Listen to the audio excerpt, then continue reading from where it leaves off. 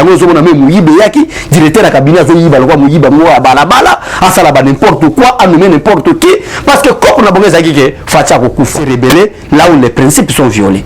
Est-ce que des principes sont violés na sortie ya gouvernement oh non. Ba condition na bino bopesi ata mon école maternelle. Alors bi condition liboso président yokel bisoté le non respect de l'équilibre géopolitique. Voilà mutazoloba député la prédominance des deux provinces donc boké ozomona vraiment que na kati na bino ezana un jour bonjour chers internautes bonjour bandegonyo so balanda biso na kati ya basango Congo. Merci une fois de plus na confiance bo pesaka parce que ils en a ba compatriotes ils en a ba patriotes o ya solo o baza soucier mboka na bango la République démocratique du Congo o ba mususu bazali banda mboka ba mususu bazana kati ya ba province pourquoi pas ba mususu na kati ya Kinshasa o bazala toujours na souci bayeba mboka na bango lolenge nini mboka na bango ekotambola lelo par la grâce de Dieu toza en direct ya sango ya Congo Total Sabino titre ezali kaka moko tolingi so na bino lelo ezali les 138 députés de l'Union sacrée exigent au président de la République de remanier le gouvernement Sama. À peine sorti, ils en a 138 députés. En dehors de 138 députés, ils ont déjà 158 députés aux autres à la force et à PPRD à Joseph Kabila. Mais na kati 158 wana na kati ya Union sacrée tozana 138 oyo bazalo ko la ba rebelle. Oyo ba telemi pour na koyebisa ko exiger na président de la République à remanier gouvernement Sama ba pesi 4 conditions na bango oyo tozo détailler moko na moko pour na ko informer peuple oyo balanda kabiso en direct ya basango Congo. À peine gouvernement bimi, à peine ba déclaration et à la Nations Unies et à la France 24 et à la RFI et à la même la Senuko au basala ba déclaration politique et à la même la Moka ba sepeli na gouvernement. Mutakoteleme la gouvernement ezate mutamoni nini eloka mabe ezate parce que na kati ya gouvernement oyo tomoni était ba nouvelle figure eza déjà 80%. Et loko oyo parmi ba gouvernement nyonso leka et loko oyo et ça les mananoté tozana 27% il y a représentativité féminine oyo depuis gouvernement 1960 ti gouvernement ya Ilunkamba makamba boy ezala kité tozali na nouvelle figure autour de déjà est à plus de 80%. Donc, et ça gouvernement malam. Mais à une grande surprise, on a l'inatal Sabino, même seulement au sein de l'Union sacrée, non, biso ba député 138, nous sommes déjà une force, sinon tu vas rejoindre batu ya PPRD pour être gouvernement et à la investité. Alors, les yango les amakambo to kopesa bino na 4 conditions na bango. Bazo reprocher na gouvernement oyo nini nde to solola to que sur les plans positifs to que sur les plans négatifs nde to clôturer na conclusion penser nanga pe idée nanga pour na gouvernement ozala nini et qui prendra la décision comme président de la République. Merci une fois de plus kolanda bisonné na uti ko yebisa bino que ezaka eloko mo to zolobela les 138 députés de l'Union sacrée exigent au président de la République de remanier le gouvernement Sama. Voici les 4 conditions de leur problème. Tobandi siko kosolo la ba raison oyo ba député ba pesi pour na ko teleme la gouvernement Sama Lukonde ba investir yango na kati assemblée nationale te.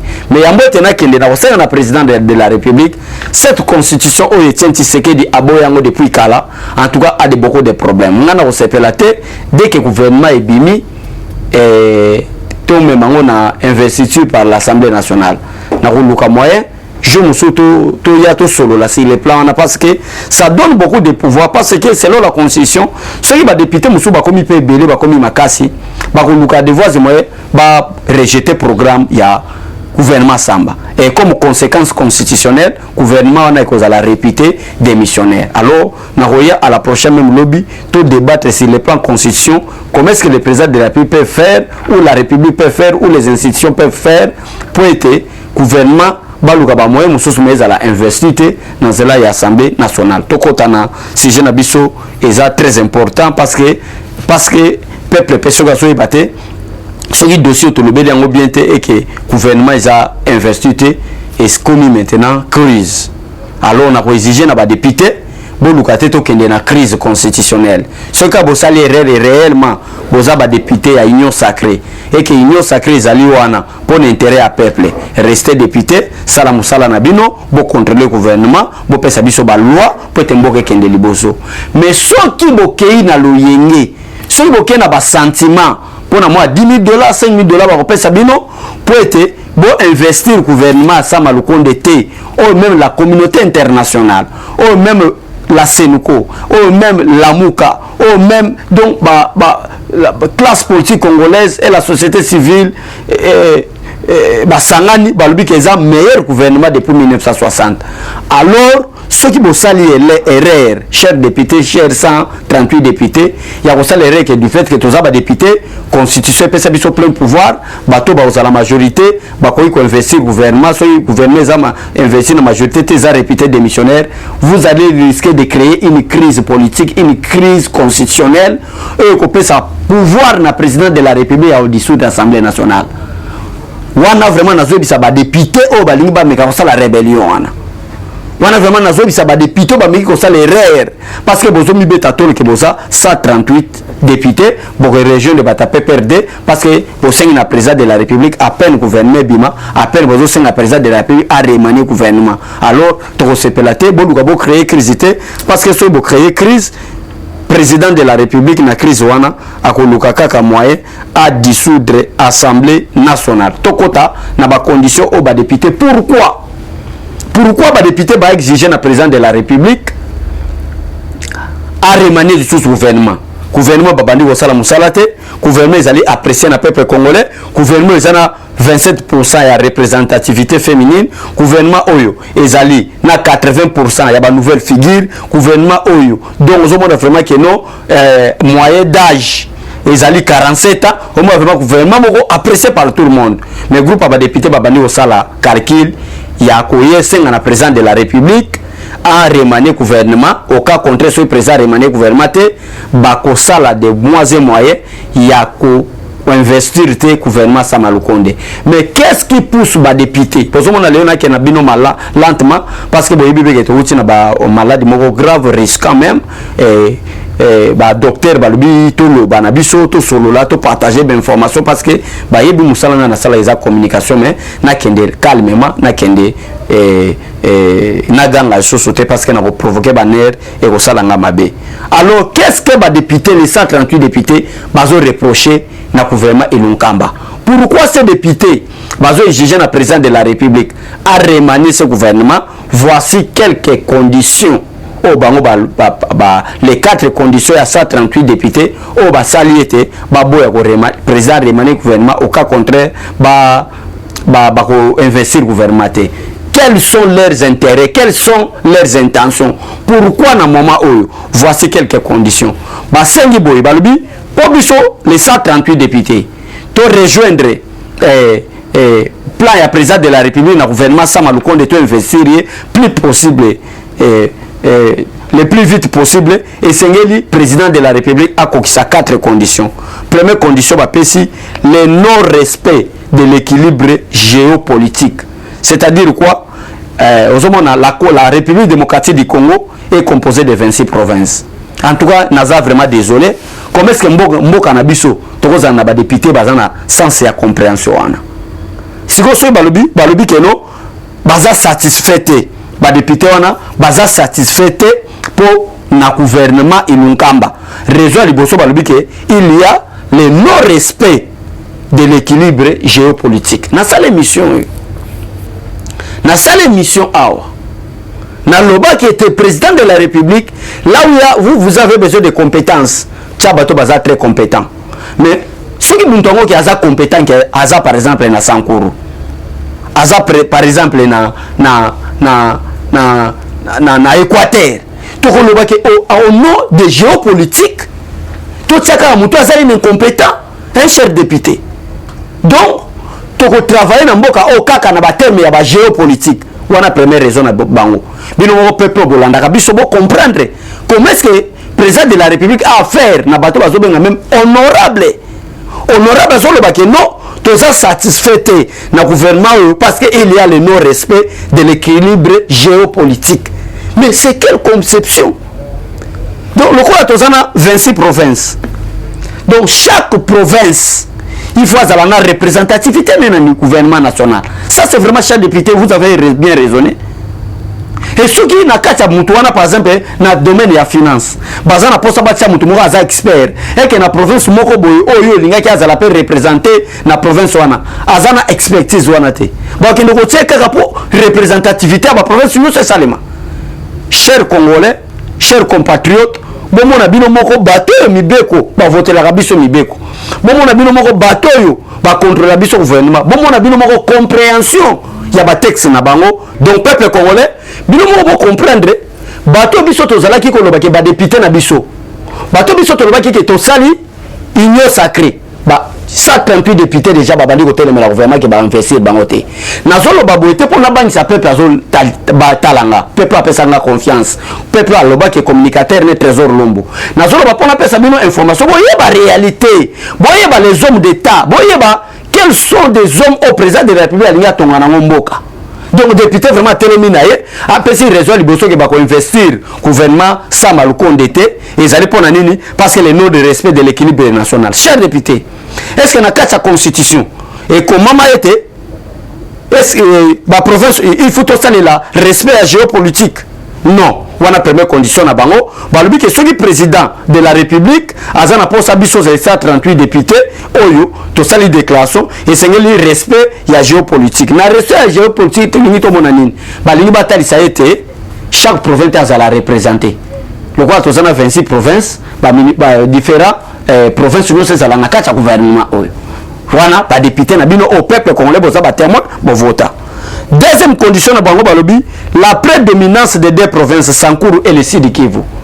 Et la deuxième condition, la première condition, le non-respect, il y a équilibre, il y a le non-respect de l'équilibre géopolitique.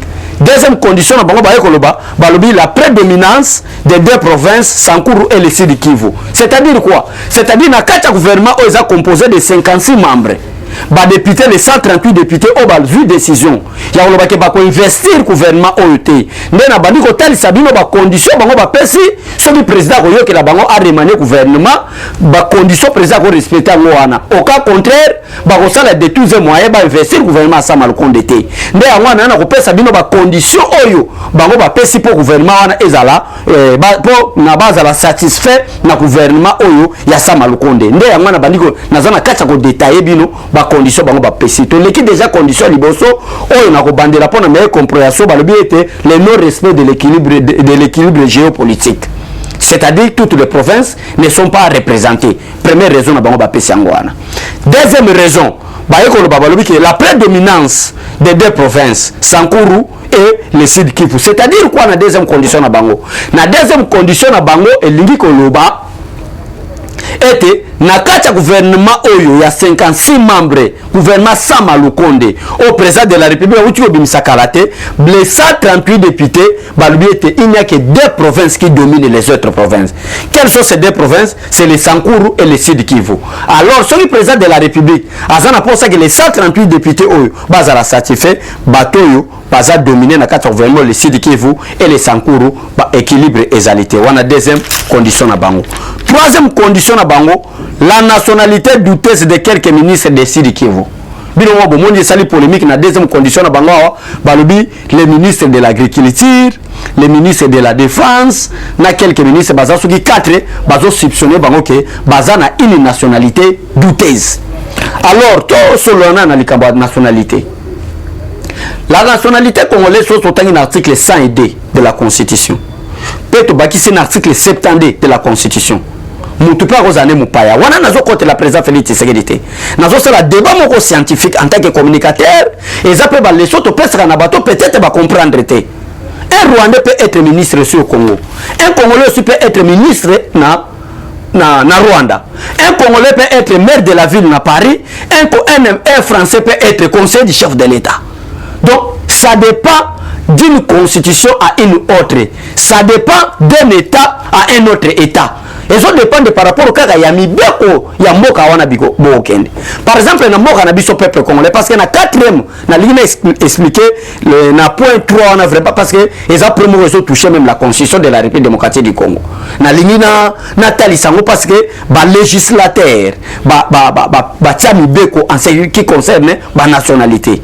Alors yango na lokola na troisième condition et il y a des députés au balobi ba ko investir gouvernement ilunkamba te balobi était la nationalité douteuse de quelques ministres de Sud Kivu. Donc quelques ministres à Sud Kivu balobi que nationalité na bango eza douteuse. Alors moi ba investir gouvernement wana ezate bati ministre Gilbert Kabanda, bati ministre Désiré Birianze oyo ya agriculture baza soki 4 balobi que nationalité na bango eza douteuse. Mais conformément au texte congolais, conformément à la constitution congolaise, qui peut être ministre? Pour moi que makambo biso to bato ya gande tout ça la communication peut-être ndeko mususa sala qui déclaration ayebate a profiter ayeba qu'est-ce qui se passe en République démocratique du Congo. La personne peut devenir président de la République s'il a une nationalité congolaise d'origine. Mais ce qu'on monique l'article 102 makambo na solo lango na domaine la nationalité, article 102 de la constitution. Balobi était les conditions pour être peut-être député, sénateur ou député provincial. Balobi est être congolais. Tout court. Balobi être congolais. Par rapport à l'article 102 oyo, être congolais, banemulenge o balobi ke bazaba congolais aux appelés députés. Yango zo mona ezana représentativité nationale, ya banemulenge lokwa ba député. Parce que ba peska être congolais. Par rapport à l'article 102, muto akoza la peine en nationalité moko douteuse mais botie ministre. Donc la constitution a été mal élaborée en République démocratique du Congo. Ndebo zongi na leçon Etienne Tshisekedi na 2006 ou alobaki ke sengeli to modifier la constitution na biso. Donc ce n'est pas un problème, ça je vous dis la vérité, ce n'est pas un problème à un Congolais d'être ministre peut-être en Tanzanie.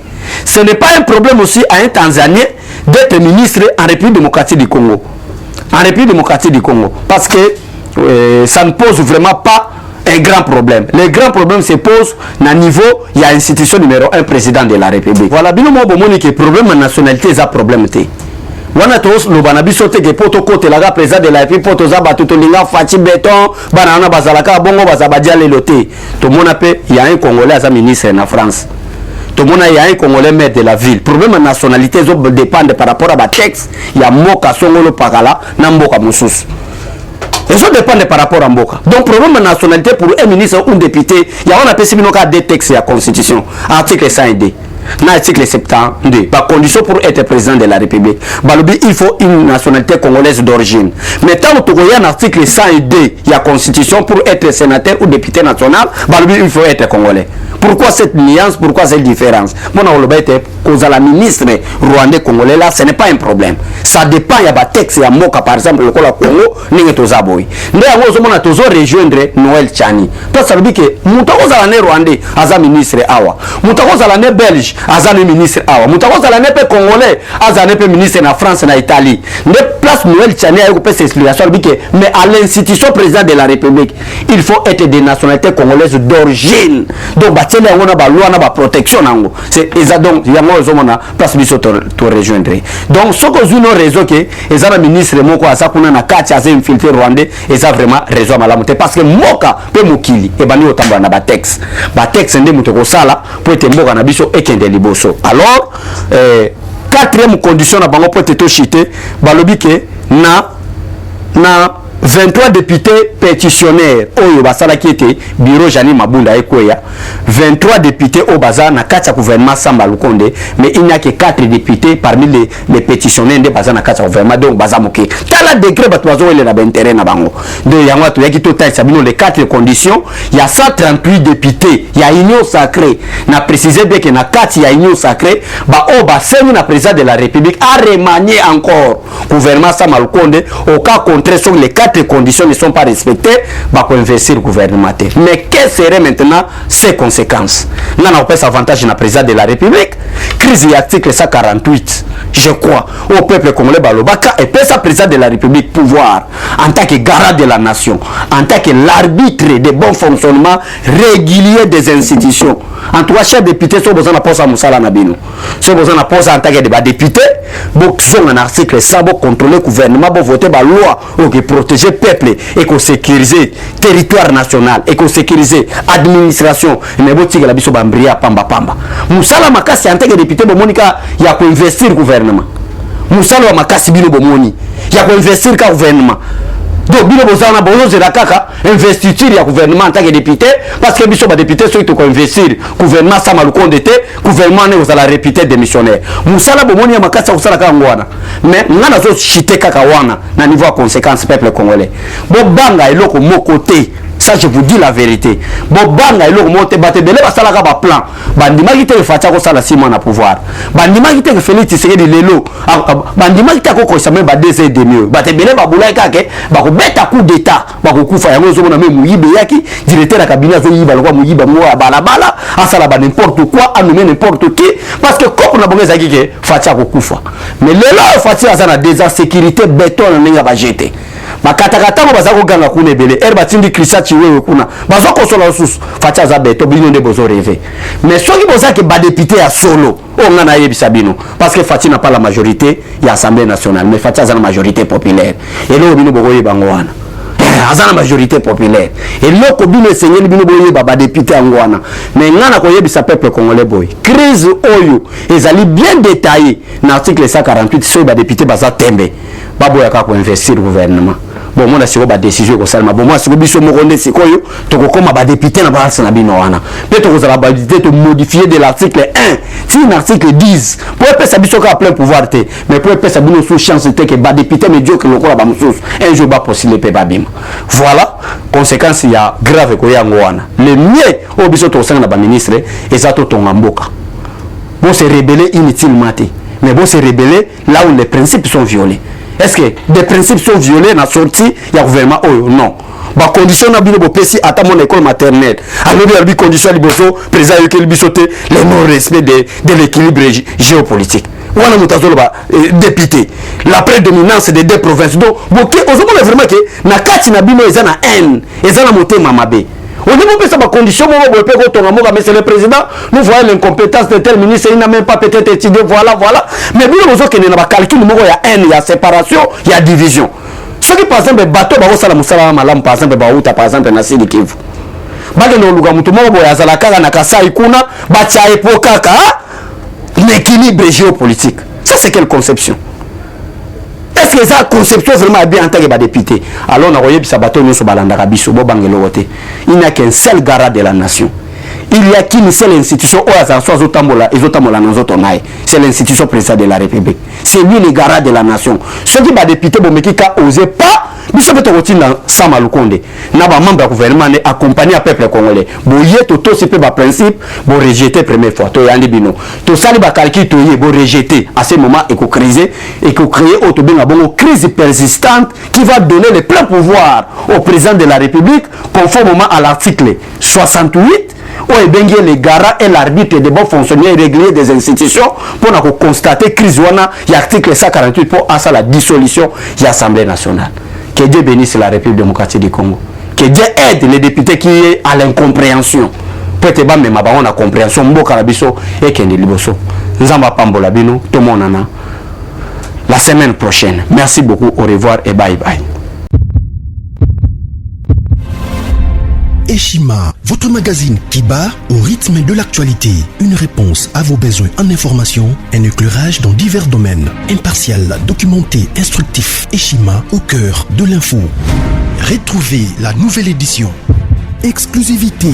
Estache Mouandi, ministre d'État, ministre des Ressources hydrauliques, relève le défi de la libéralisation du secteur de l'électricité.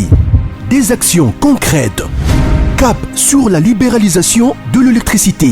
Installation des mandataires ARE et Anser. Fonds Mwinda qui permettra de fournir de l'énergie électrique propre à 15 millions des Congolais. Signature contrat B-Box. Plusieurs protocoles d'accord signés dans le cadre de la mise en application de la loi sur l'électricité. Les avancées enregistrées dans les secteurs des ressources hydrauliques et électricité grâce à la vision du ministre d'État Estache Mouandi représentent un acquis indispensable qui balise le chemin vers l'effectivité de l'amélioration du taux de desserte en eau potable et en électricité. Focus. Payer l'impôt est un devoir civique. Le directeur général de la DGI, Barnabé Mwakadi, sensibilise les assujettis. Dossier Eshima, les épidémies les plus dévastatrices de l'histoire. Nation, le ministre d'État Ribens Mikindo met en valeur les blocs pétroliers et gaziers de la RDC afin de transformer les potentialités en hydrocarbures en véritable richesse. Élection 2023, le compte à rebours de la Senco. À lire également les portraits de Kelly Kunte, journaliste chevronné. Économie, budget 2021, moins ambitieux, plus réaliste. Culture, les tabous de l'inceste. Retrouvez l'intégralité du magazine Eshima dans les kiosques. Eshima Magazine, un nouveau standard d'information.